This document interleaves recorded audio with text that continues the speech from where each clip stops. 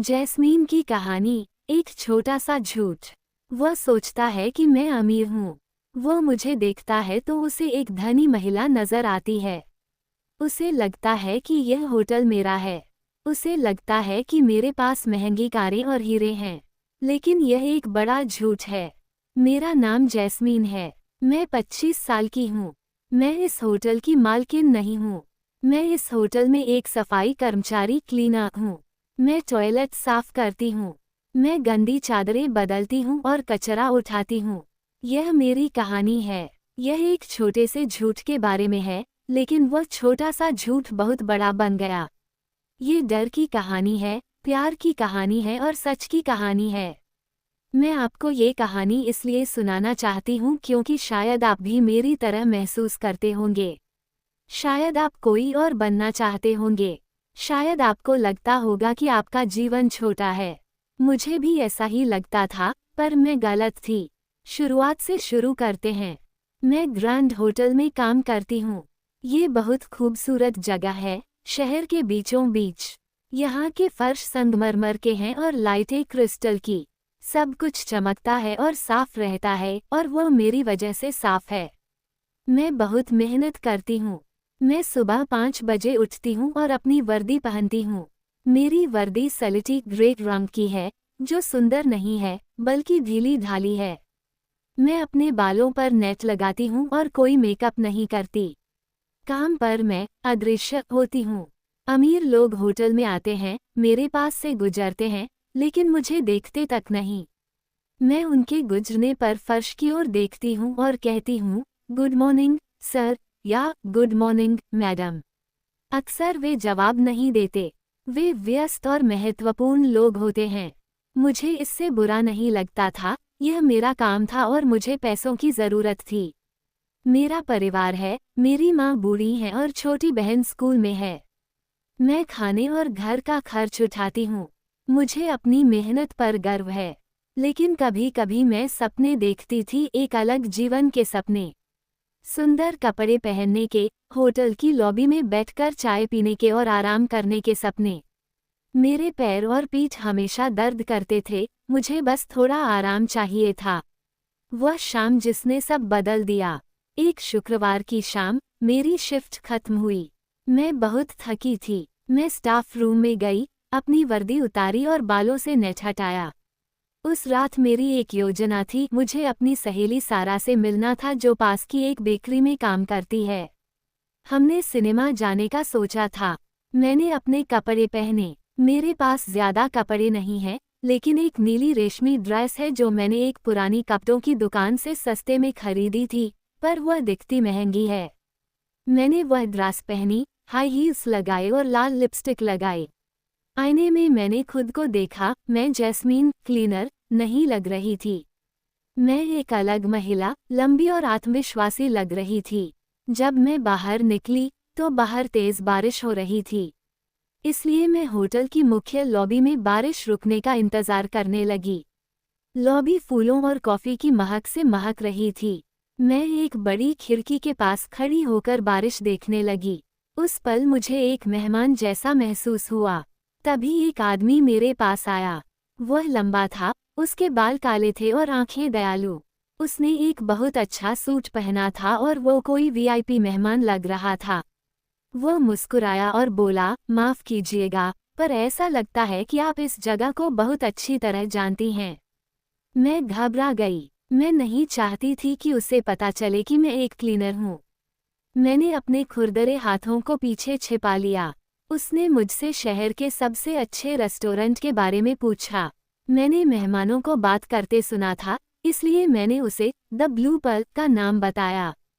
उसने मेरी ड्रेस देखी और पूछा, क्या आप इसी होटल में रुकी हैं? यही वह पल था जब मैंने गलती की। मुझे कहना चाहिए था, नहीं, मैं यहाँ काम करती हूँ। पर उसकी आंखों में मेरे लिए सम्मान था। मैं फिर से अदृश्य नहीं होना चाहती थी, तो मैंने झूठ बोल दिया, हाँ, मैं यहीं रुकी हूँ। फिर मैंने झूठ को और बड़ा कर दिया। मैंने कह दिया, दरअसल मेरा परिवार इस होटल का मालिक है। जैसे ही ये शब्द निकले, मेरा दिल जोरों से धड़कने लगा। वह आदमी, जिसका नाम डेविड था, बहुत प्रभावित हुआ। उसने मुझे डिनर पर चलने के लिए कहा। मुझे लगा जैसे मैं किसी फिल्म की राजकुमारी हूँ। मैंने हाँ कह दिया।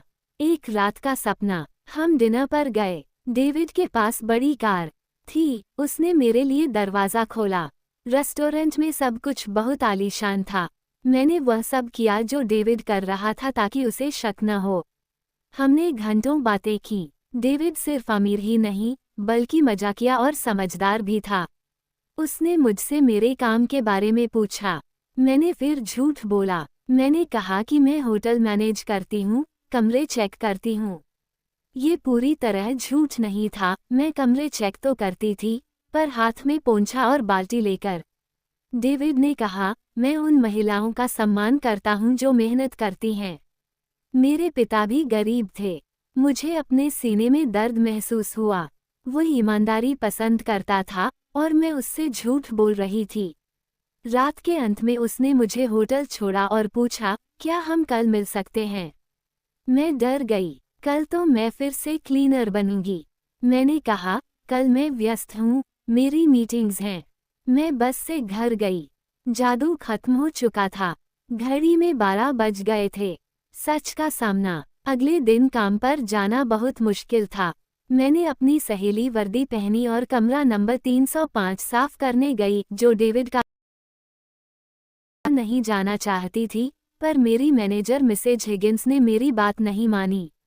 जब मैं डेविड के कमरे में सफाई कर रही थी, तभी वह अचानक अंदर आ गया। मैं डर के मारे बाथरूम के शावर कर्टेन पर्दे के पीछे छिप गई।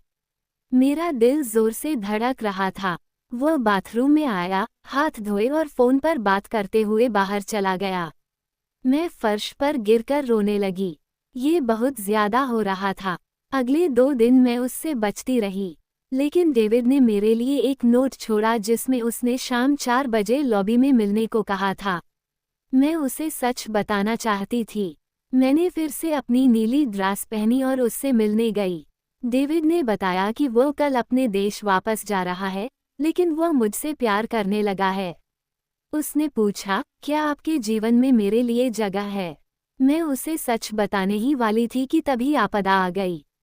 मेरी मैनेजर मिसेज हिगिंस वहां आ गई और चिल्लाई, जैस्मीन, तुम यहाँ क्या कर रही हो? और ये कपड़े क्यों पहने हैं? डेविड ने पूछा, क्या आप जैस्मीन को जानती हैं? मिसेज हिगिंस हंसी और बोली, जानती हूँ। यह मेरे लिए काम करती है। जैस्मीन हमारी क्लीनर है। ये टॉयलेट साफ करती है।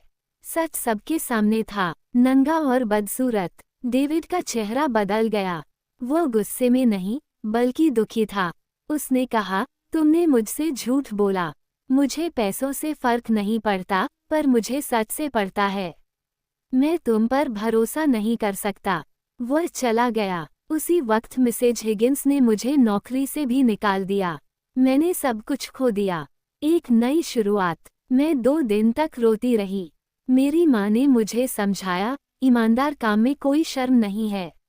एक झूठ पत्थर की तरह भारी होता है जिसे तुम ज्यादा देर नहीं ढो सकती। मैंने अपनी जिंदगी सुधारने का फैसला किया। मुझे एक छोटे से होटल इन में नौकरी मिल गई। अब मैं मेहमानों से नहीं छिपती थी। मैं गर्व से कहती, मैं हाउसकीपर हूँ। 1 महीने बाद मैं वहाँ सफाई कर रही थी, तभी दरवाज़ा खुला।